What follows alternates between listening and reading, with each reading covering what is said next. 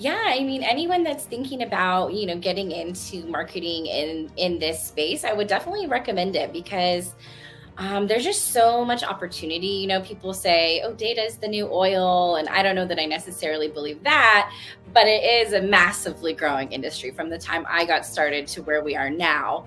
There's so many opportunities to talk about the product all over the board that no 2 days are exactly the same, which I also think is um, really nice because some jobs you can get stuck in a day to day where every day is the same. And that's definitely not the case when it comes to corporate communications.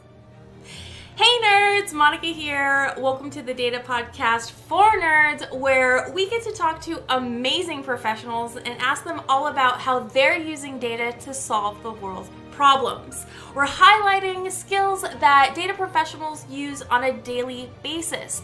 Plus, we always include some fun bits because we're all nerds here and we love to have fun.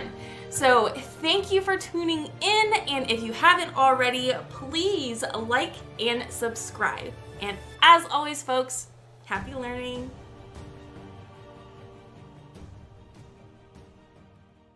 Today with us, we have Elise Woodard. How are you doing today? Good. Thanks. How are you? I'm doing well. Thank you for coming on the show with us. Yeah, absolutely. So, we typically start off our shows by understanding people's origin stories. So, if you could please tell us about your background and how you got to where you are today in your career. Yep. So I run corporate communications here at Dremio. When I went to school to study communications, I never thought I would be working in the world of data and analytics, but now I've been in this field for about 10 years. So I worked at a marketing agency years ago, and one of our clients was, one of the bigger kind of data companies out there. And so I had them as a customer, worked with them for a few years before going over to Alteryx back in 2019, and that's what really solidified my career in data. I have learned, how interesting it is, how much it affects everything in the world, and just kind of really got immersed into this field. And then I went to SciSense, and then now I've been here at Dremio for almost 2 years. That's awesome. And what had you gravitate towards Dremio besides their adorably cute mascot? Yes, I mean, we love Gnarly, obviously. So cute. I actually had a decent number of people that I had worked with before that were over here. So that's kind of what caught my attention. And then after I spoke with some current employees and our founder, I learned just how passionate everyone was about it, and just how much room for growth there was here. And it's just a very unique product as well. So obviously, there's tons of data companies out there. They all need marketing folks. But this one just seemed really unique, just with the way we're kind of disrupting this whole data warehouse, data lakes industries and bringing something new.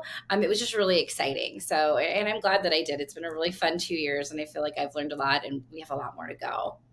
Can you deep dive into your specific role and what do you do at the company? Sure. Yeah. So corporate comms, I mean, it encompasses a lot of different things. I started out just doing our social media and then ended up taking on a larger role running public relations, analyst relations, even helping out with content marketing, and just, pretty much a lot of external comms that you see, they come either through me or I work with other people to get the stuff out there to the market. So I work really closely with our product marketing team whenever we do product releases to make sure we're, getting that information out to the press and analysts, sharing it on social media, and just kind of making some big noise around any company news that we have. And how do you specifically nerd out on data?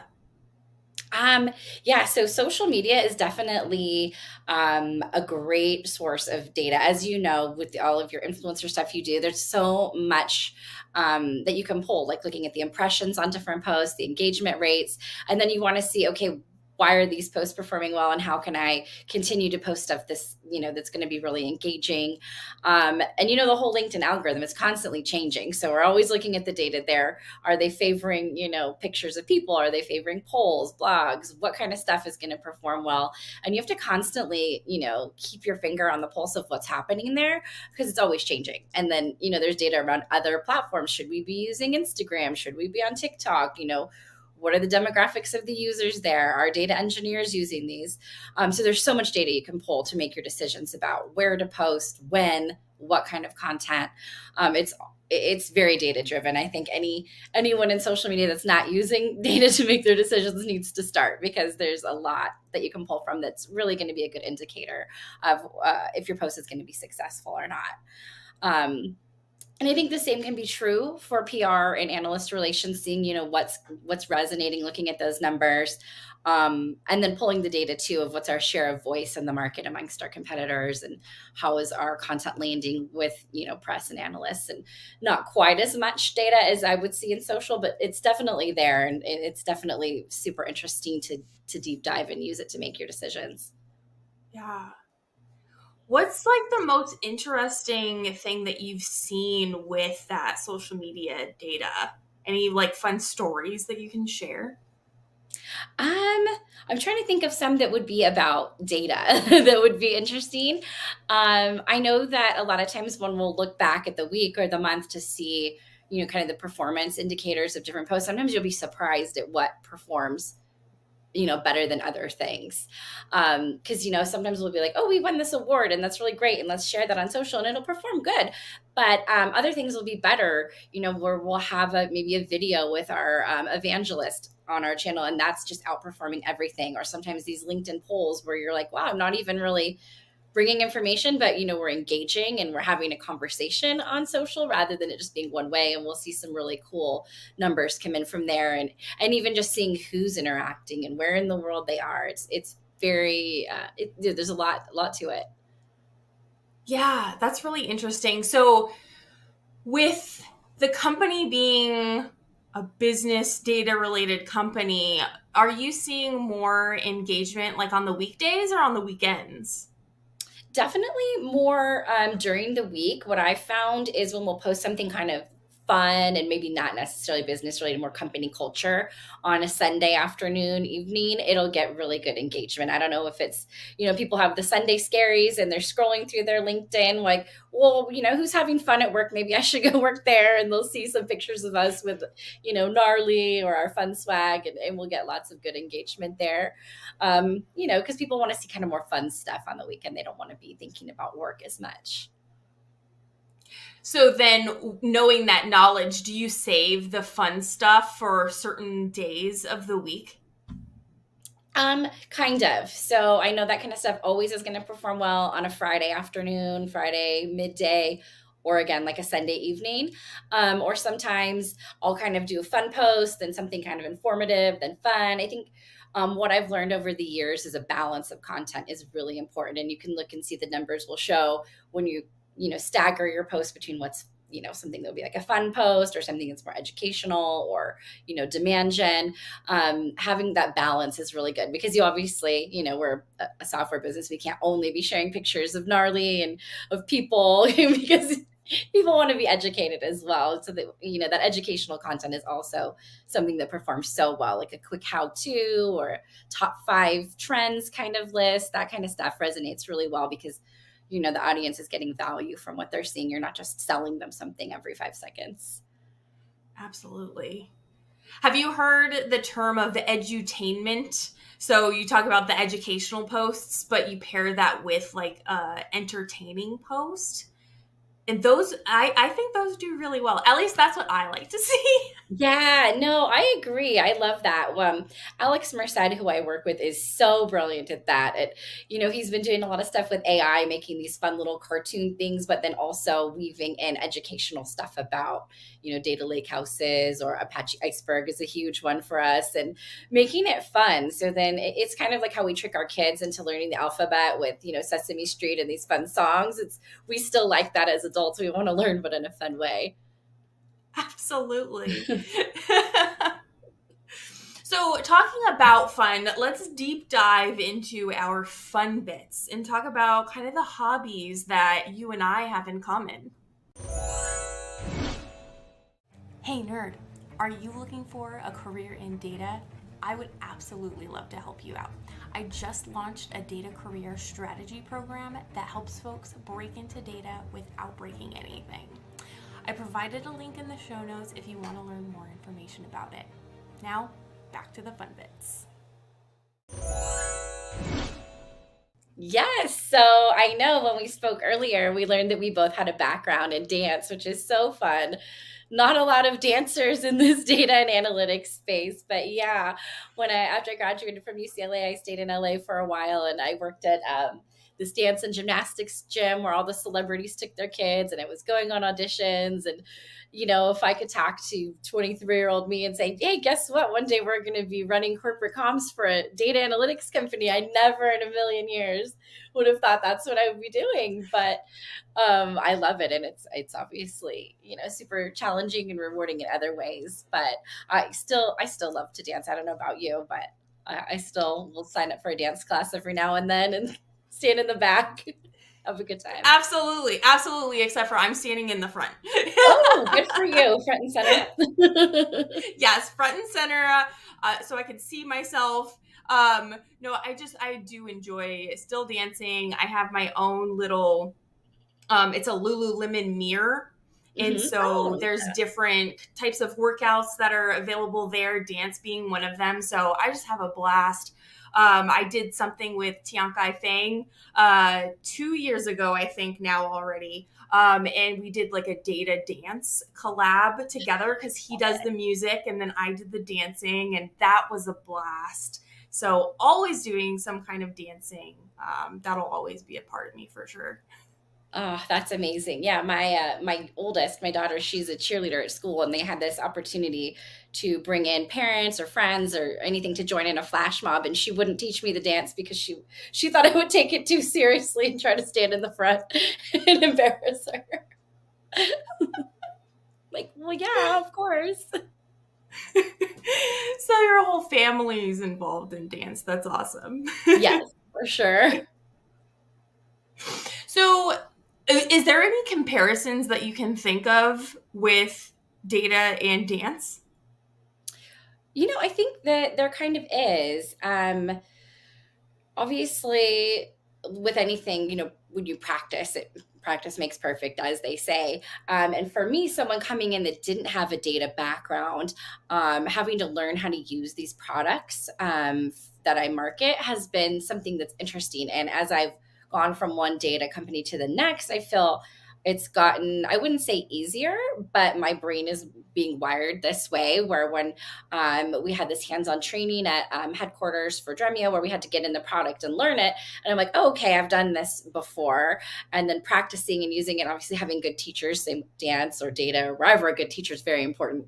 Learning how to use it and then trying to practice to keep the skills sharp so that I could do a demo is similar to, learning new dance routines, but you're building on your foundations of, ballet 101 is going to help you then in lyrical or modern. It's kind of the same thing. Well, I knew how to use a spreadsheet once upon a time, and of course I still do, but now I've learned how to use Alteryx, and now I can use Dremio, and it just gets deeper and more intricate with the data. But it's, I feel like kind of the same where you're making progressions, where you're learning how to do more and more things. And we have some cool tools like text to SQL that make it a little easier than having to actually learn how to write SQL, but still really fun. Yeah, that's interesting. So those little, I don't want to call them crutches, but like helper tools, right? That help you. And so I'm thinking with my yoga, they have, the straps. If you can't really like touch your toes, you have those straps that help you kind of like get to that goal in the future. So yeah, that just reminded me of that. Yeah, totally. Yeah, very similar where you have something to help you get to the end goal for sure. Absolutely. And another thing that made me think while you were talking about your story was like the importance of kind of like revisiting those ballet 101s, right? You need to revisit the data 101s to keep yourself kind of strong and, your calf muscles. You need to do calf raises, every now and again. Otherwise, you'll just become weak and then you won't be able to do what you need to do. Same thing with data. You need to revisit those fundamental skills. Otherwise, you'll start getting a little weak in those. Yeah, I think that's such a great analogy, honestly. For data or for any kind of skill that you're building, you really do have to maintain those fundamentals to do the more advanced skills. So, talking about learning, I like to ask everyone like how they go about learning new skills. Like, do you have any go-to resources when you're trying to learn something new? I think it depends on what it is that I'm trying to learn. Sometimes YouTube can honestly be such a good teacher. There's so many resources out there, so many intelligent people that like to put out content, and it can really help you do something. Also, I think blogs are great. There's a lot of really great resources online when you're trying to find something. And then, of course, just learning by doing things as well is another, the hardest way to learn something for sure, but definitely a great one. Just by getting out there and, learning how to do things. A few years ago, I had never, done a media pitch. And then suddenly it just has become second nature of, oh, we have this great story. I'm going to pitch it out to these journalists. And now, it's one of those things where, oh, it's kind of scary at first, but then I learned how to do it, and now it's second nature. So that's learned by doing for sure, because you can watch YouTube videos on how to do that all day, but most of the time you really just got to get out there and do it. Yeah. Yeah, that's a good point. So, what about when you have to learn several things? So, you just mentioned about learning how to do a social media pitch. That's something that's directly tied to your specific work. But in Hmm. order for you to be successful, like data analysts and scientists, they need to have that subject matter expertise, that domain knowledge. You need to understand the business and whatnot, right? So, talk about that, like how you got to learn about Dremio and the product that they offer. Yeah. So once I started working here, of course, I learned a bit about it before taking the job, just by talking to old colleagues from other companies that were here, but also really like looking at the YouTube channel. I think was a really good resource to learn what exactly we do. Looking at past media coverage was also interesting. But then once I joined, there we have our evangelist team is amazing at taking something really complex and simplifying it so that I wouldn't say anyone could understand it. People will say, explain it to me like I'm five. I'm like, I don't think a 5-year-old would understand. Explain it to maybe a fifth grader, sure. Um, then that's the level we can kind of get to. But I would say, yeah, between our evangelists and our product marketers, I've been able to really learn so much and talk about things that, someone outside of this industry wouldn't really understand. But I've been able to, dive deeper in and learn, the difference between a data lake house and a data warehouse and a data lake. Someone might be like, it's all the same thing, but it's really not. There's, differentiators between the three things. And that's really come from, yeah, conversations with people at the company, and even people on our product engineering team are really great. If you're like, hey, I have a question, like what is this and how does it work, they'll take the time to explain it to you and kind of let you know what it is. And yeah, at our new hire boot camp, we have someone that explains it and walks you through it, and you actually do workflows and learn by doing it, and really kind of an immersive way to get to know the product. Absolutely. Have you ever put together your own little data project for yourself? um Kind of, yeah. So for my specific job, I have a tool that I use, that helps put together the data of media coverage and likes and shares and impressions and all that, and you can kind of build your own queries in there and put it together and build these nice reports and dashboards that show the bigger picture of all of the efforts into one place. Um, and then in Dremio, we again at the boot camp we put together a project where we have to come up with a problem and solve it, and use these our tools to put it together for a fun project at the end, which is really actually rewarding if you haven't done a lot in data. If you're somebody in marketing like myself, you're like, wow, I did that. Of course with lots of help, but exciting, and it also helps to see the point of view of the data engineers that are using the platform, and thinking about the problems that they solve. We have some medical customers that are literally using it to solve cancer, to create cures for cancer. And it's like, wow, look, there's so much data in the medical field, and they're able to use this tool to pull it and extrapolate and come up with these ideas to create cancer cures. And it's just so interesting, to think about, like, wow, they're using this tool here and like having these amazing results. Yeah. So you mentioned this Dremio boot camp. Is it like a boot camp for all the employees to just like get up to speed? Is it just a one time? Is it a periodic boot camp? What is that about? So yeah, so it's for new hires when Okay. you first get on. Obviously, it's not like your first day or anything. You get situated a little first, and then you go to headquarters, and yeah, really just kind of dive deep into using the product.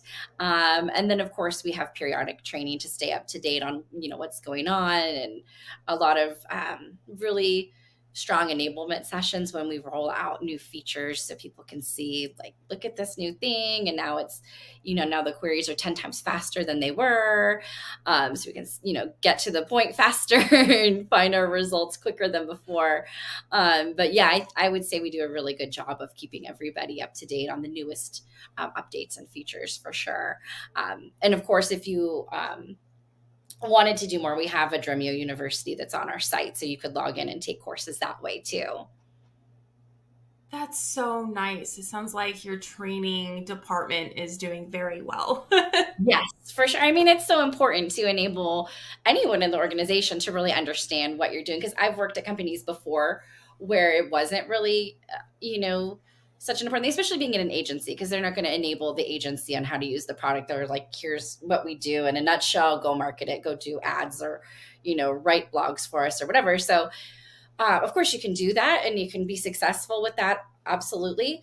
But once you're in house and you're really like in the product, I think you can speak about it at a much higher level. So organizations that do take the time to train their employees and educate their employees, you're going to see much better outcomes, I think, across the board, whether it's marketing, sales, of course, the product people. But, I think it's really, really useful for anyone to know how to do it. Completely agree. I'm also curious for the periodic trainings that come out, do they roll out to specific departments and they're catered to those departments, or is it like everyone takes the same training? Um, so I think sales and marketing will do kind of the same. And then, of course, if you wanted something more extensive, you would just reach out and say, I want to learn more. They would Okay. join in with, engineering. But of course, the engineers are going to understand it at a level that I'm not saying we couldn't, but that we just don't. Our brains are maybe wired differently, or, they just have all this practice of working that way. Whereas, we're a little more on the other side of things, writing or selling, and it's all a little different. Yeah. Yeah, that makes a lot of sense. And that's good to hear too, because then you can get more detailed with those teams that need that detail, like the engineers, as you mentioned. Mhm. So they'll get, deep dive, nerd out on, specifics around like what features are new with the product and whatnot. Yeah, yeah, absolutely. Wish I knew how to code software. I think that'd be a really amazing skill, but probably too late to pick that one up. No, it's never too late to start learning something. That's true. That's very true. Do you have any words of encouragement or maybe recommendations for the listeners out there? Yeah, I mean, anyone that's thinking about, getting into marketing in this space, I would definitely recommend it because there's just so much opportunity. People say, oh, data is the new oil. And I don't know that I necessarily believe that, but it is a massively growing industry from the time I got started to where we are now. You just see it. I mean, I was at reInvent a few months ago, and it was just wild to see how many booths there are of people providing data solutions, and they're all different. And, companies just have so much data at their disposal that they don't know what to do with. They don't know how to make sense of it. And we all know you want to use data to make your decisions. How are we going to do it? Like, that's the problem we solve. And so I think it's really an exciting time to be in this space for sure, especially with all these advancements in Gen AI and LLMs and all these things. And something else I'll say is, then when it comes to AI, is we understand it a lot better than, like your relative who's like, it's going to take over, my computer's going to burn my house down or whatever. We know, like, the actual capabilities, the limitations. We understand it a lot better working in this field. So I mean, it's definitely a career I would recommend for people, especially If you're in the engineering side, that's great. Build great products, and you can help people. I mean, honestly, it sounds cheesy, but some people are really changing the world with these products, things they're coming up with, the problems they're solving. It's pretty, amazing. But if you're more like me on the creative side, then I think corporate comms is a great career too, because if you like to talk to people and you like coming up with, funny, clever things to post on social, it's a fun one as well. It does sound like a really fun job for sure. Yeah, I mean, I like to talk to people a lot, so it's perfect for me. I'm always talking to somebody pretty much all day long, whether it's, people on my team or reporters or analysts. Like, there's so many opportunities to talk about the product all over the board that no 2 days are exactly the same, which I also think is really nice, because some jobs you can get stuck in a day to day where every day is the same. And that's definitely not the case when it comes to corporate communications. Yeah, that's for sure. Yep. Never be bored. Never a dull Yes, day. absolutely. Awesome. Well, thank you so much, Elise, for coming on the show and sharing your stories with us. Yeah, thank you for having me. I've been a big fan of yours for a long time, so it's exciting to be here on the show. Oh, thank you so much. And as always, folks, happy learning.